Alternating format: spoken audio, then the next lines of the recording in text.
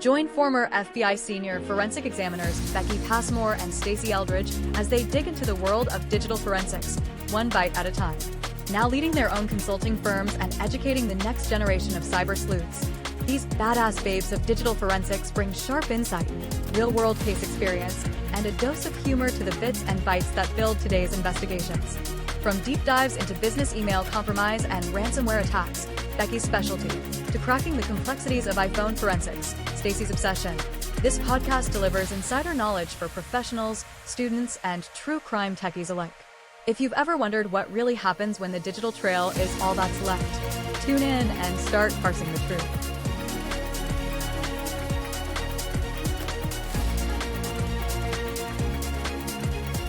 Welcome back to Parsing the Truth One Bite at a Time, where we dig into digital artifacts to uncover how digital investigations actually work.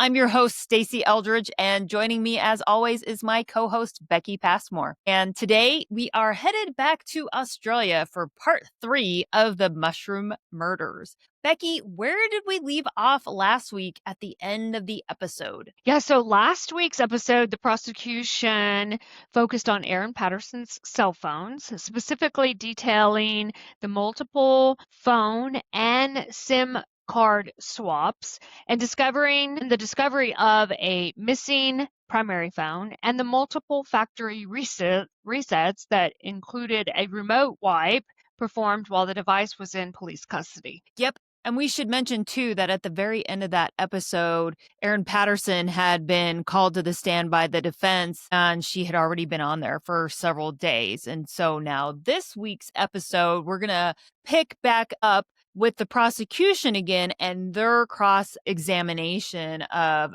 Aaron Patterson while she is on the stand. And at the end of the episode, we're going to share some interesting tidbits about the case that weren't public until about 4 months ago. Right? Yes, exciting.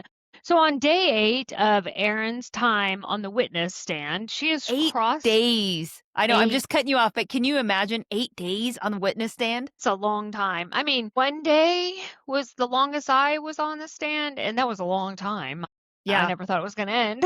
But yeah, Aaron spent 8 days on the witness stand, and she was cross-examined by prosecution. And Aaron Patterson rejected claims that she had removed a SIM card during a police search. Questioning then turned to what has been referred to in the trial as she rejected the suggestion that she had hidden the phone from police, which is why it was never discovered. Dr. Rogers then took Miss Patterson through extensive phone records from a SIM card that had been in phone A up until August 2023. A week after the lunch. So then the record showed that the phone had been in regular use until sometime between 12:01 p.m. and 1:45 p.m. when the SIM card in phone A lost connection with the network. At that time, police were conducting a search of Miss Patterson's Leongatha home. And now there's some disagreement whether this timestamp was in local time or UTC time. Time. That's always going to mess you up. Always. Every time. Time will mess you up. Every time. And they argued about it in court. So there's a chance that if the timestamp is in UTC, that it would have been 10 hours later at that time when the police were no longer there. So Dr. Rogers then suggested to Ms. Patterson that she had removed the SIM card from phone A while she was given the privacy to speak with her lawyer while the police were there at her home. Ms. Patterson disagreed, saying that the conversation with her lawyer took place at 2 p.m. I'm not sure if on the search logs, would you, like in the FBI, would we have logged, like we gave the subject time alone? Because generally in the house, they can either be in the house or the business or out of it. And somebody is generally always sitting there with them. But, you know, this is a different country. Maybe they have different rules. But what would we have done in the FBI? So, I mean, I agree with you in the sense that I was on many searches where the individual whose home we were searching was present. So there not made to leave, and they're Right. allowed to be there, but they're controlled. Right. There's And that's a safety thing, you sure, know. absolutely. It is absolutely a safety thing. Very couple of instances where, someone wandering around the house, opening drawers and doing things, it can be very insecure. So yeah, it's more of a safety thing. So I don't know. Again, you're talking about a different country and how they handle things differently. It just might have been a way that they let things happen. Just weird. Yeah, I don't know. But anyway, she also rejected that the factory resets were done to hide incriminating evidence. Questioning then turned to phone B. This is the phone that she actually handed over to the police during the search on August 5th. And this search was at her home a week after the lunch. And then Dr. Rogers suggested that she did it because she knew that there was no data on the phone, and that's why she turned it over. And Miss Patterson responded, "No, I did it because they asked for my phone and I gave it to them." And Dr. Rogers then referred Ms. Patterson to the records of the 3 factory resets made on phone B. And she had previously given reasons to the court for each of those 3 different factory resets. Yeah. Dr. Rogers suggested to Miss Patterson that she had carried out the factory resets for another reason. He said, "I suggest that you did 3 factory resets of this phone, which is phone B, to conceal Mhm. the true contents of phone B. So you could then pass off phone B as your usual mobile phone without police realizing." Miss Patterson agreed that she had carried out the 3 resets, but she disagreed that she did so for the reasons Dr. Rogers asserted.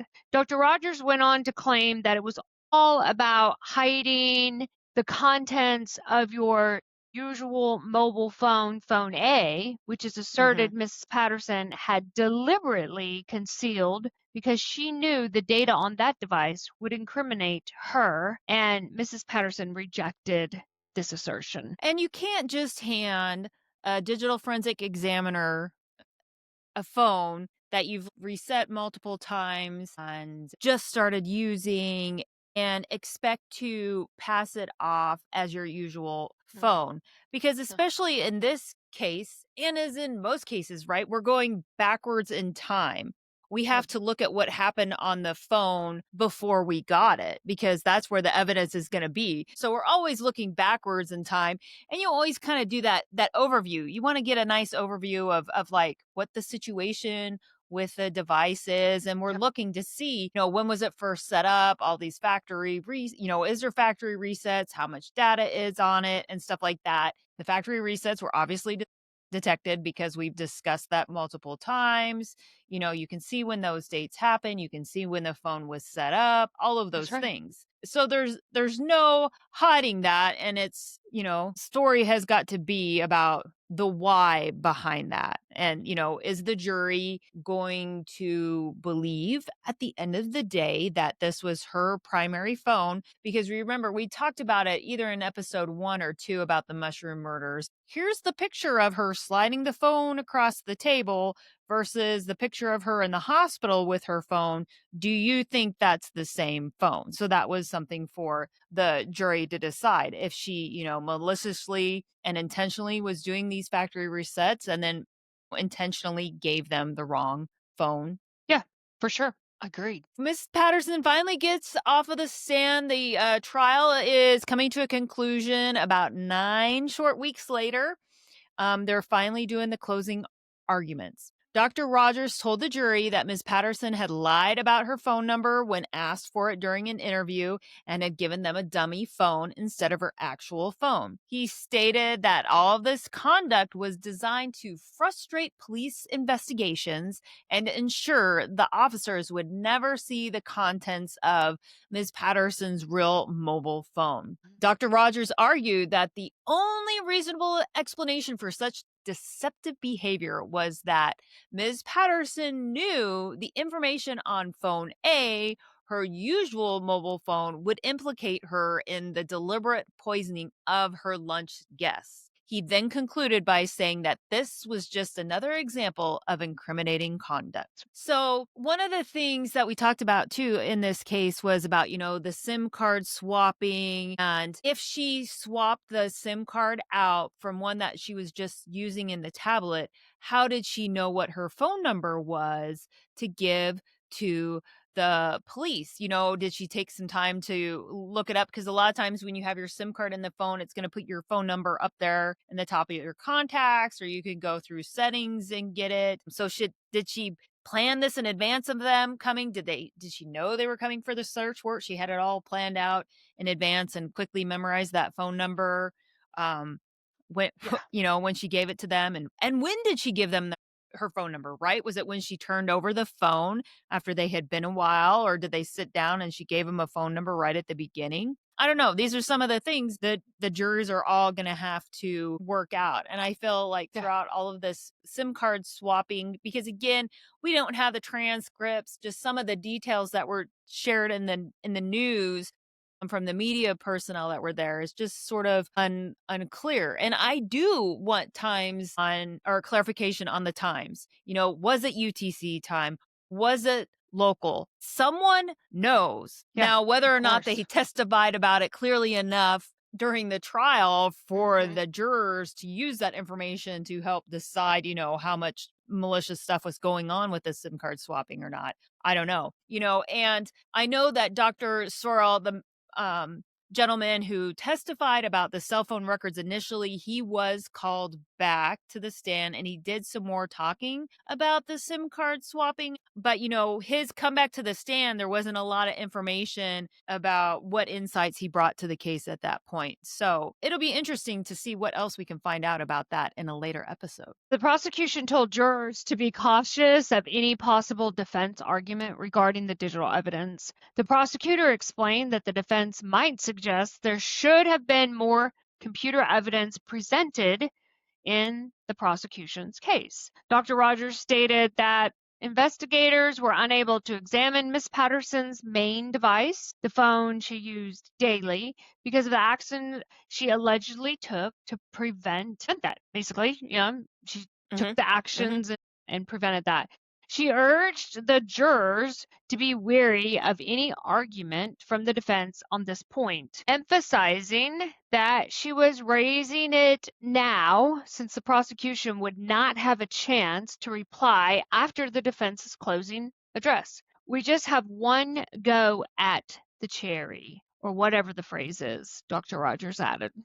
Kind of a strange phase. Yeah, so it sounds like the way it must go in Australia in this trial is like it does in the federal cases here, where the prosecution gives their closing argument and then the defense gives their closing argument at the federal level. But then in the state level, in some states, the prosecution goes, the defense goes, and then the prosecution gets a rebuttal. And That's right. I don't know if I think that's fair, right? But I mean, where do you cut it off? But again, it goes back to, if you don't know and you have to learn, it's the burden of the prosecution to prove the case, right? Yeah. And so I guess that's why that rebuttal, it gives them one more opportunity. Yep. Yeah. Maybe that's where it's coming from. Two more things along the same line of some of these lawyerly moves that happened during the trial. I have been in trials as an expert witness talking about digital evidence. And during the closing argument, the prosecution says stuff to the jury like, disregard everything that the defense said about the digital evidence. They're like, just disregard it because of blah, blah, blah. And then they give some other, I'm just going to say non-factual reasoning of why to do that. And then the other thing I wanted to talk about, even Dr. Rogers maybe didn't have that statement correct at the very end. But so this phrase that we have just one go at the cherry, I'd never heard it before. I was like, is this an Australian thing? What does it mean? So I Googled it. And apparently this is a British and Australian saying, and it just means that you have one chance to get it right.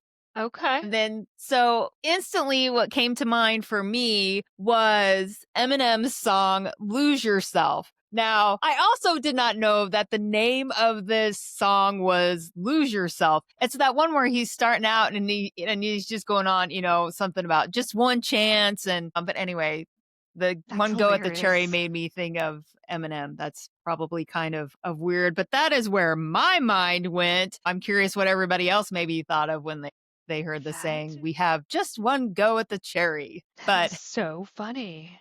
as I've meandered through the end of this closing argument section, why don't you go ahead and continue with the rest of it? So Dr. Rogers also dismissed Erin Patterson's explanation that she changed and factory reset her phone because it was damaged around the time of lunch. Ms. Patterson had testified that her son dropped the phone in mud during a school camp, prompting her to reset it on August the 3rd, shortly after the lunch. How convenient, Dr. Rogers said wryly. She argued that Ms. Patterson continued using her usual mobile phone despite claiming it was no longer functioning properly. Dr. Rogers also anticipated that the defense might argue that Mrs. Patterson simply liked to change her phones often. Interesting. And that she countered that this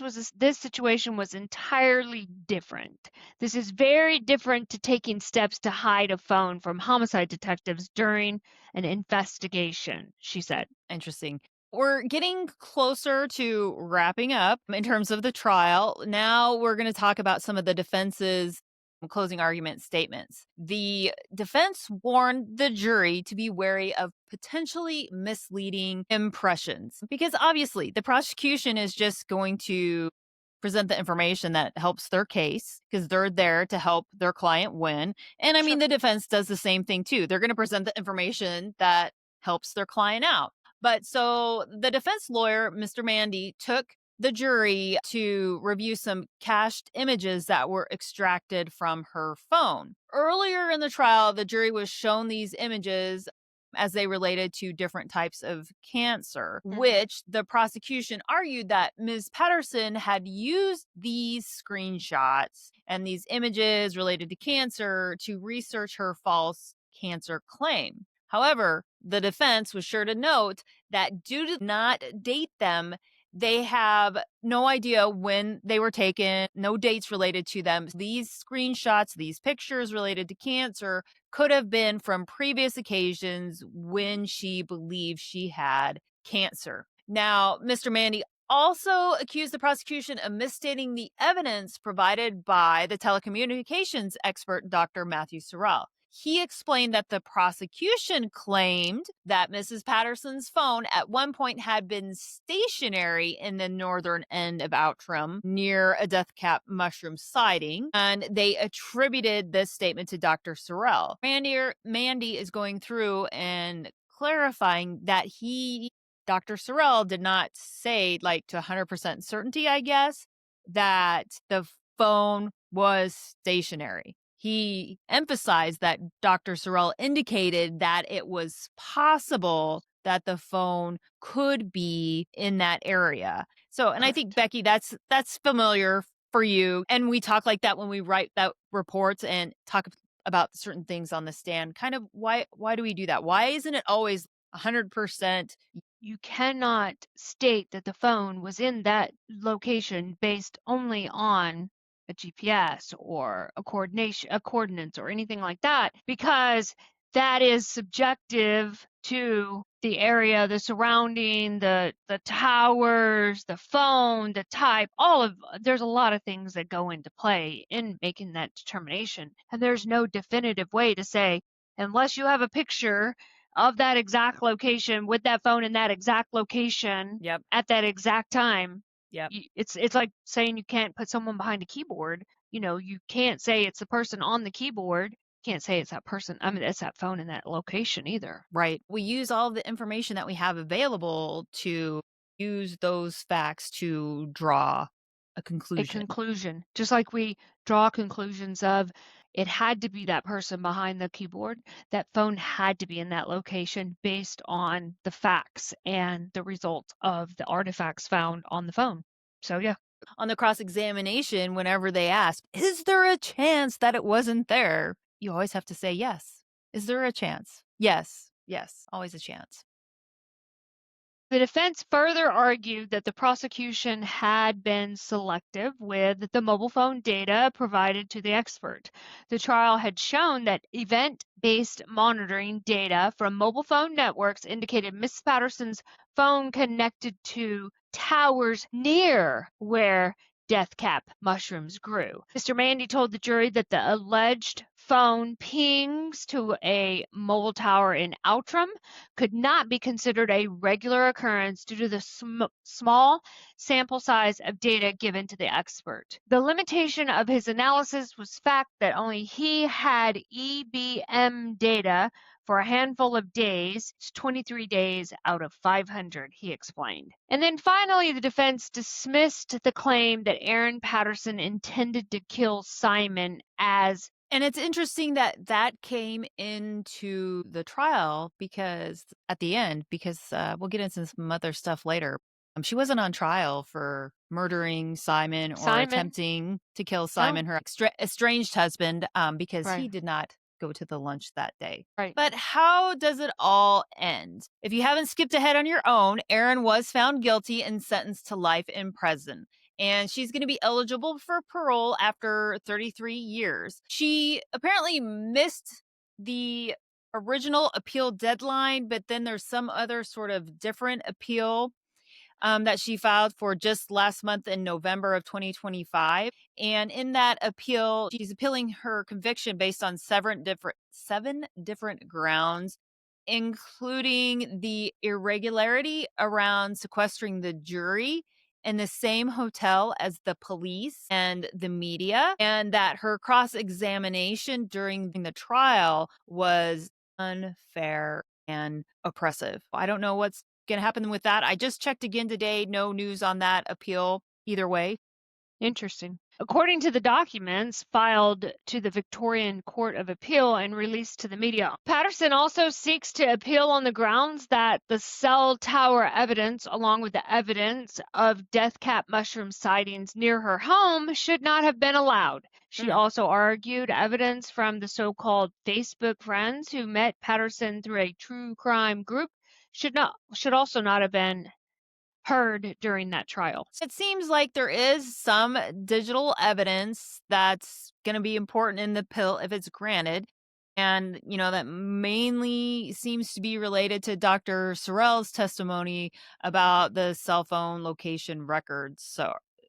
So inside sources say this appeal really isn't going to amount to much. Only time will tell. So you never know what can happen in a case. Stacey, didn't you mention there was some evidence that was suppressed from the pretrial hearing that only became available recently? Yeah. And I thought it would be interesting to talk about some of the stuff that the jury never heard. Now, a lot of this is not digital evidence that we're talking about, and we'll kind of get into, but I just thought this was sort of interesting that it seems deeply related to the case, but all of this evidence was suppressed. So what was suppressed? This was charges against Aaron Patterson that were related to her estranged husband, Simon.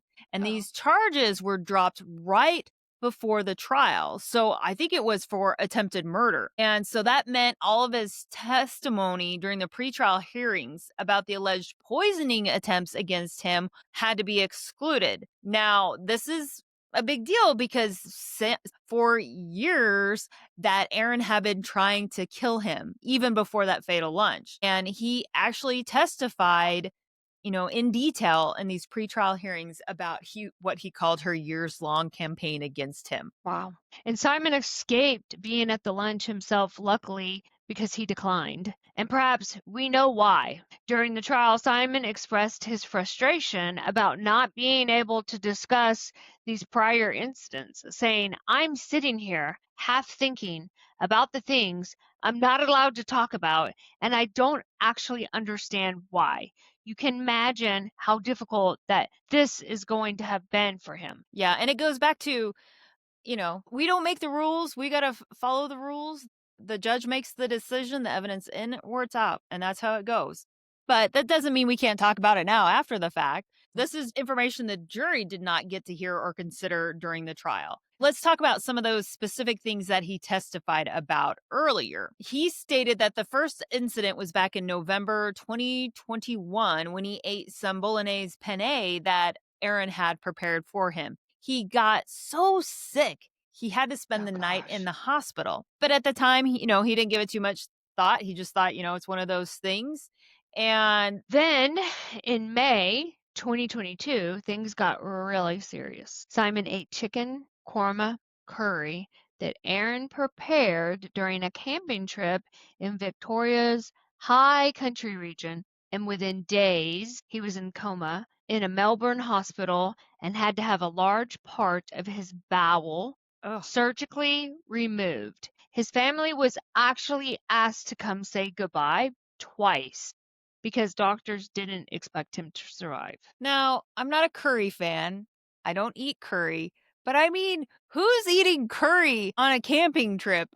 I don't know. That's not my jam. And I would just suspect out of human nature, just regular curry would be what's going to give you food but poisoning. Chicken korma curry is not a camping trip meal. I'm sorry. It isn't for me anyway. They must do things differently down under, Hot Becky. dogs. Yeah, hot dogs. Hot dogs and s'mores. How unfancy are we? We're just having hot dog and s'mores, and down there they're preparing a fancy meal of some sort of special korma.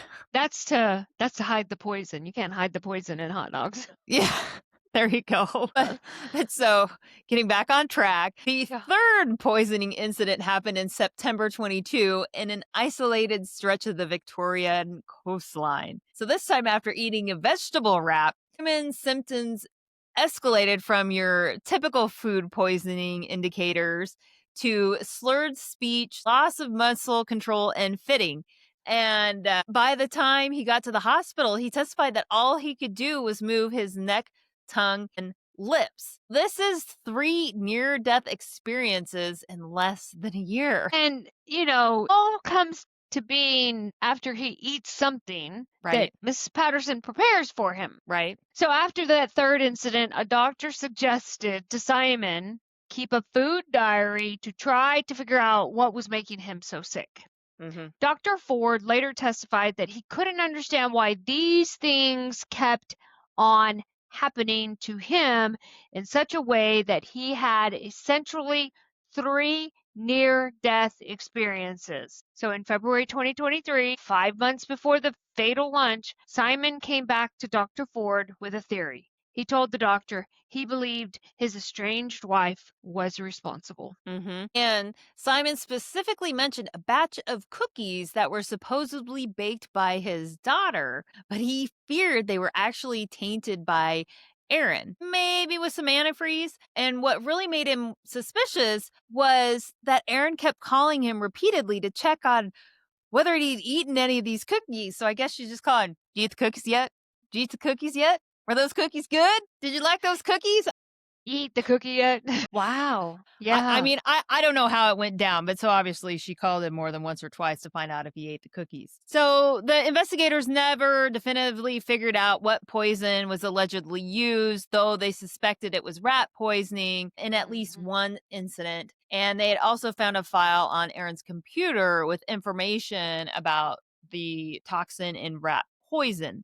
And obviously that wasn't discussed in the greater trial because, again, this is poisoning to the past. So all of this stuff was suppressed. And so after making that discovery, Simon took action. He changed his medical power of attorney to remove Aaron and quietly told a handful of family members about his suspicions. And here's another strange detail that was excluded from the trial. Back in 2020, posted to a poisons help forum on Facebook claiming that her cat had eaten some mushrooms under a tree and vomited. And she included pictures of the mushrooms with the post. The thing is, prosecutors said Aaron had never owned a cat. They argued that this post was evidence of a long-standing interest in the poisonous properties of the mushrooms. But Again, They the didn't jury hear it. never heard about it. Nope. Suppressed evidence. That's right. Yep. So all of this context, the alleged prior poisoning attempts, Yep. and suspicions, the warnings to family members, the suspicious Facebook posts, none of it made to the Nope. jury. Nope. They had to decide this case based solely on the events surrounding that one lunch in July of 2023 and the digital evidence that followed along with what they provided.